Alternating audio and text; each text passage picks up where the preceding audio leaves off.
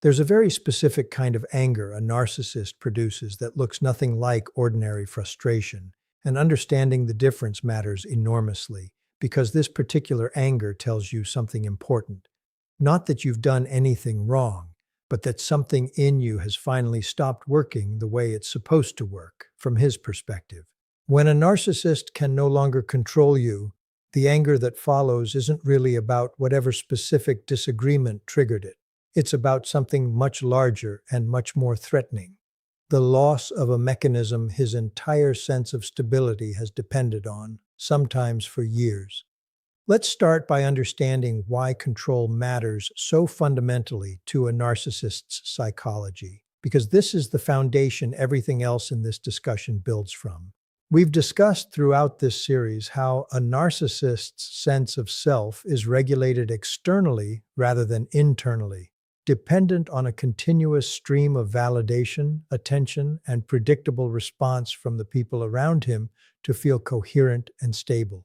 Control in this context isn't really about power for its own sake, or about some simple desire to dominate.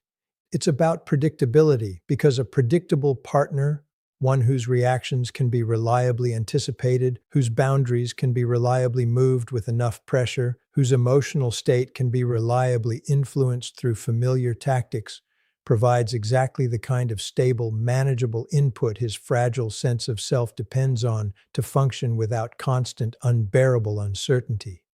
This is worth understanding clearly because it reframes what's actually happening when control starts to fail. When you stop being predictable in the specific ways he's used to, when guilt trips that always worked before stop working, when boundaries that always eventually moved stay firmly in place, when emotional reactions that were once reliably provoked simply stop arriving, you're not just frustrating him in some ordinary sense. You're removing a piece of the external structure his entire psychological stability has been quietly, unconsciously built on top of. This is why the anger that follows tends to feel so disproportionate to whatever specific situation triggered it. It isn't really about that situation at all. It's about the much larger, much more threatening experience of losing access to something his system has come to depend on without ever consciously recognizing how dependent it had become. Here's the first thing worth understanding about how this specific anger typically manifests, because it's worth distinguishing clearly from ordinary conflict-based anger. Ordinary anger, even intense anger, usually has a discernible logic to it. It's proportionate, at least roughly, to whatever actually happened, and it tends to resolve once the underlying issue gets addressed or enough time passes. The anger that emerges specifically from lost control operates differently. It often escalates rapidly over something that, examined honestly, is genuinely minor. A boundary stated calmly, a request declined without extensive justification, a lack of the anxious, reassuring response that used to reliably follow any hint of his displeasure. The intensity of the reaction, wildly out of proportion to the actual trigger, is itself diagnostic information, revealing that something much larger than the immediate situation is actually being threatened. Here's the second thing worth understanding, and it's genuinely important for how you interpret what you're witnessing. This anger frequently arrives dressed up as reasonable-sounding grievance rather than obvious rage. This is worth understanding specifically because it can make the anger harder to recognize for what it actually is. Instead of an obvious explosion, you might encounter something that sounds, on the surface, like legitimate complaint. "You've become so cold. I don't even recognize you anymore. You used to be so much more understanding." These statements function as anger's more socially acceptable disguise, converting the actual underlying experience, "I can no longer predict or influence your behavior the way I used to," into something that sounds like a fair critique of your character rather than what it actually is, a direct response to losing control. Here's the third thing worth understanding, and it connects to something we've discussed throughout this series in different contexts. This anger often intensifies specifically in the moments right after you've successfully held a boundary that would have moved in the past. This timing is worth paying close attention to because it reveals the actual mechanism at work. If the anger simply reflected ordinary disagreement, it would likely peak during the disagreement itself and then settle once some resolution, even an unsatisfying one, was reached. Anger rooted in lost control tends to peak specifically after the boundary has held firm, after it's become undeniable that this particular tactic, which has worked reliably in the past, isn't working this time. This delayed, boundary-specific intensification is one of the clearest signals available that you're witnessing exactly the mechanism this video is describing. If the anger becomes strongest after your boundary holds, the next thing worth understanding is what happens psychologically when the narcissist realizes that increasing pressure isn't restoring the old dynamic. This is where the behavior often becomes more strategic, because the narcissist isn't simply experiencing frustration anymore. They're testing whether another method can produce the response they used to receive from you. The first escalation is often guilt. You've changed. After everything I've done for you, this is how you treat me. I can't believe you're acting like this. Notice what these statements have in common. None of them actually address the boundary itself. Instead, they attempt to make you feel guilty for having one. This distinction matters because healthy disagreement focuses on the issue, while manipulation often shifts attention toward your character, your loyalty, or your supposed lack of compassion. The goal is subtle. If you begin defending yourself, explaining yourself, or reassuring them that you still care, the conversation has already moved back onto familiar territory. You are responding. They are influencing. The old structure is returning. This is why one of the strongest signs that you're becoming difficult to control is not that you become louder. It's that you become less reactive. You don't need to prove you're a good person. You don't need to convince them that your boundary is reasonable. You don't need to spend 30 minutes explaining why you said no. No remains no, even when someone dislikes hearing it. This is incredibly difficult for an empath to understand at first because empathy naturally creates an instinct to explain. You know they're upset. You understand where their feelings might be coming from. You don't want to hurt them unnecessarily, so you explain again, then soften the boundary, then apologize for the way you communicated it. Eventually, without realizing it, you have spent more energy managing their emotional reaction than protecting your own decision. And this is precisely where the narcissist's anger can become useful to their psychological strategy.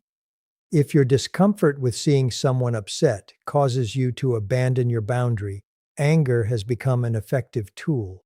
The lesson is not that you should become cruel. The lesson is that another person's anger cannot automatically become your responsibility. There is a major difference between compassion and surrender. You can understand why someone is angry without giving them what they're demanding. You can recognize their feelings without accepting their version of reality. You can remain calm without becoming emotionally available to manipulation. This is where something unexpected often happens. When anger no longer produces compliance, the narcissist may temporarily increase the intensity. The voice becomes sharper. The accusations become more personal. Old mistakes suddenly return. Past conversations are brought back into the present. Things you thought were already resolved suddenly become evidence against you. This can feel confusing because you may think, why are we discussing something that happened months ago? Because the purpose of the conversation may no longer be resolution. It may be destabilization. If the narcissist cannot move your boundary directly, they may attempt to overwhelm you emotionally until you move it yourself. This is why staying focused becomes so important. Don't allow 10 unrelated accusations to turn one simple boundary into a trial about your entire character. If you said you don't want to continue a particular conversation, the issue remains that conversation. You don't need to defend your entire personality because someone became angry about your decision. There is another tactic worth recognizing: sudden victimhood. The person who was previously pressuring you may suddenly become the wounded one. I guess I'm just the worst person in your life. You obviously don't care about me. Everyone leaves me eventually. Again, the emotional effect is powerful. You may immediately feel compelled to reassure them. You may say, That's not what I meant. You know I care. I don't want you to feel that way. And suddenly the conversation has shifted completely. Your boundary disappears. Their emotional pain becomes the central subject. This is why emotional clarity matters more than emotional intensity. You can care about someone's pain without taking responsibility for regulating it. Their disappointment does not automatically mean you have done something wrong. Their anger does not automatically mean your boundary was unfair. Their accusation does not automatically become reality simply because they express it with confidence. Perhaps the most important shift happens when you stop trying to make the narcissist understand your boundary. Understanding is not always required for a boundary to be valid. They don't have to agree. They don't have to approve. They don't even have to like you for having it. A boundary is not a negotiation about whether another person thinks you're allowed to have it. It is information about what you will and will not participate in. And once you understand that distinction, their anger begins losing some of its psychological power. You start noticing something that previously remained hidden. The anger was never proof that you were wrong. Sometimes it was evidence that your old pattern had finally stopped working. That realization changes the entire interaction, because when you stop interpreting their anger as a command to fix something, you become much harder to pull back into the cycle. And that is where the narcissist encounters the most unsettling development of all. They are no longer dealing with the version of you who automatically responds to pressure. They are dealing with someone who can hear anger without obeying it, someone who can witness disappointment without abandoning themselves, someone who can walk away from an argument without feeling compelled to win it. And once that happens, the old methods of control begin losing their foundation. When anger stops producing control, something fascinating often happens. The narcissist may suddenly become much softer. The voice changes. The accusations disappear. The person who was just attacking your character may suddenly sound wounded, reasonable, even affectionate. This shift can be incredibly confusing because it can make you wonder whether you misinterpreted everything that happened before. But this is precisely why understanding the sequence matters. The change from anger to warmth does not automatically mean genuine transformation has occurred. Sometimes it simply means the previous strategy failed. Remember the pattern we've been tracing throughout this conversation. First, there is a boundary, then comes resistance, then anger, then pressure. If pressure doesn't work, another strategy may appear. Charm, affection, nostalgia, vulnerability, apology.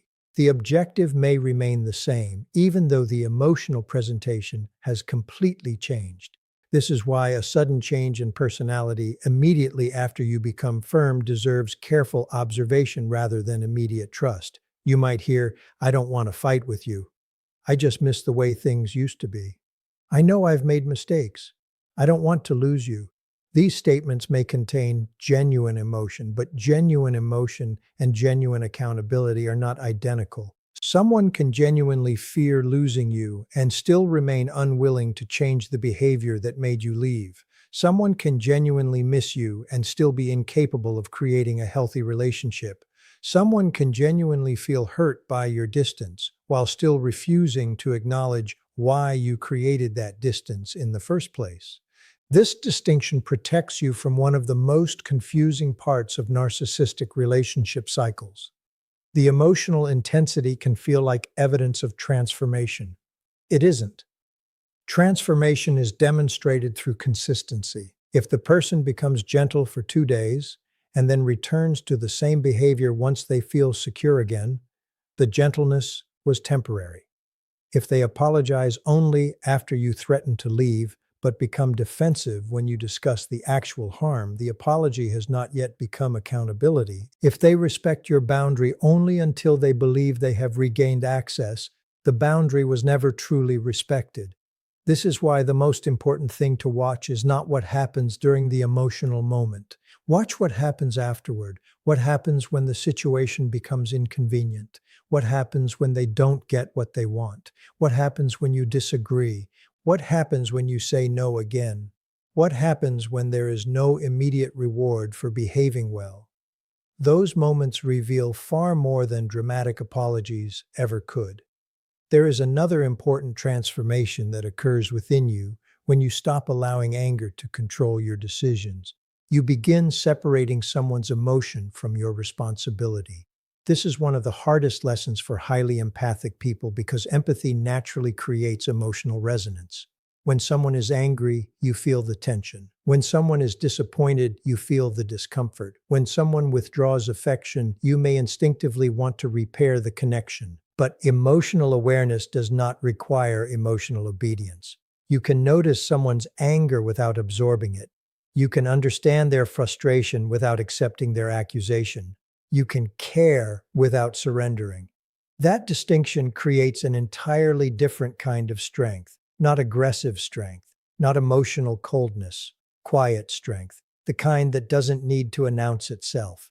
The kind that simply says, I know what I will and will not accept.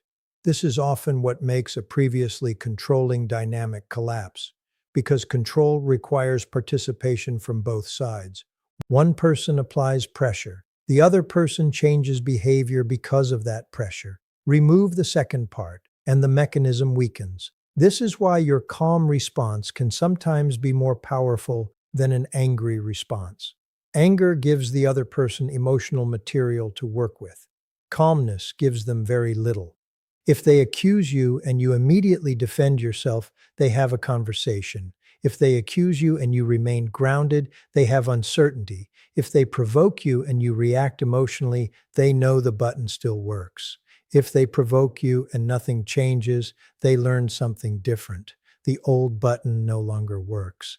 This doesn't mean you should deliberately provoke, punish, or manipulate anyone. The healthiest response is often much simpler. State the boundary, remain consistent, disengage when necessary, protect your emotional space, then allow the other person to experience their own reaction without making it your responsibility to eliminate it. There is another truth worth remembering. A narcissist becoming angry because they cannot control you does not automatically mean you have won. The goal isn't to make someone angry. The goal isn't to make them suffer. The goal isn't to prove that you're stronger. The goal is freedom. If your entire emotional life becomes organized around whether the narcissist is angry, jealous, regretful, or obsessed, they still occupy too much space inside your mind.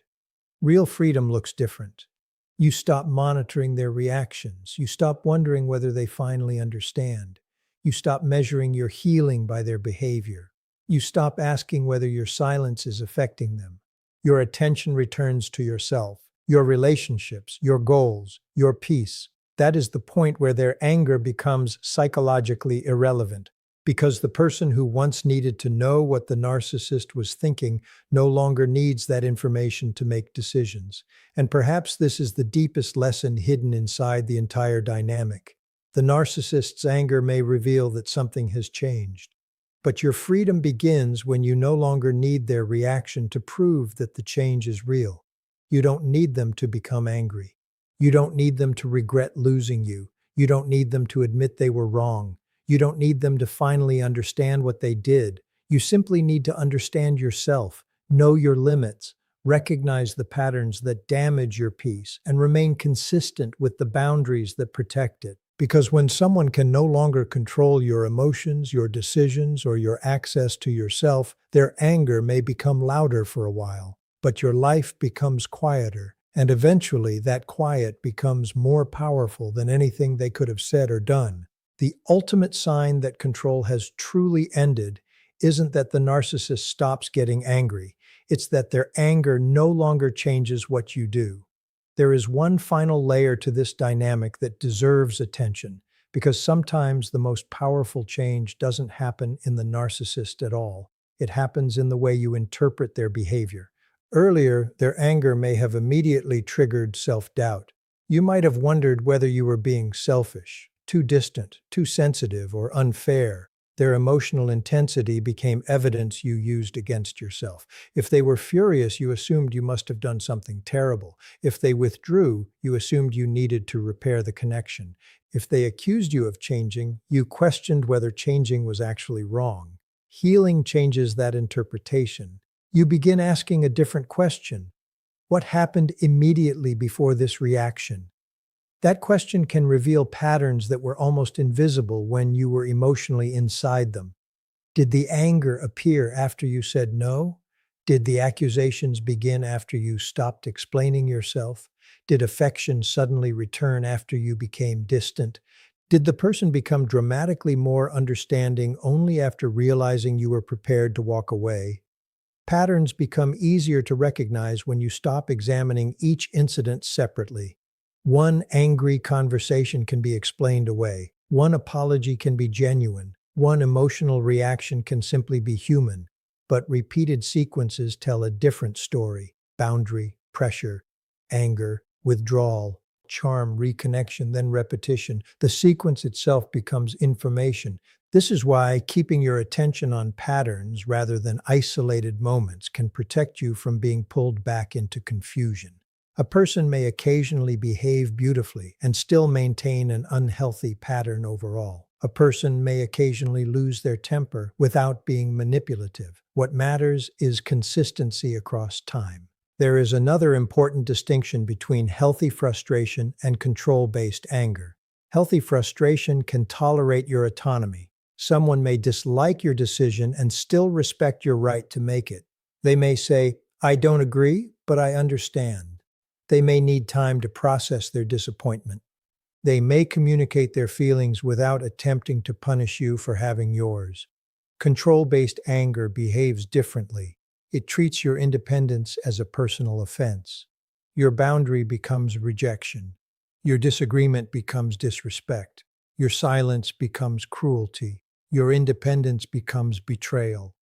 That is the point where the emotional reaction stops being simply about the disagreement and starts becoming about your right to make independent choices. And that distinction is incredibly important. You are allowed to disappoint people. You are allowed to change your mind. You are allowed to say no. You are allowed to leave conversations that become disrespectful. You are allowed to decide that a relationship no longer works for you.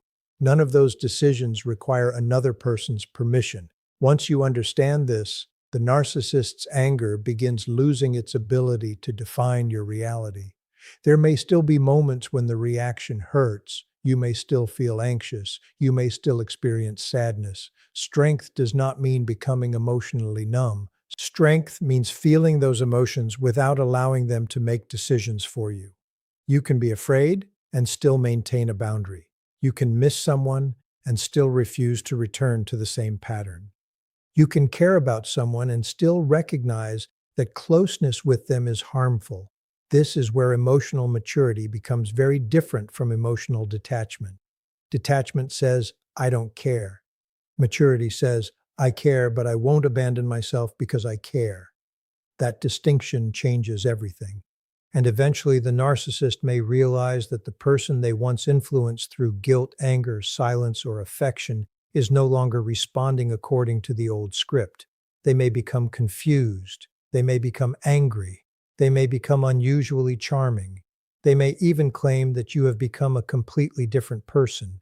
In one sense, they're right. You have become different.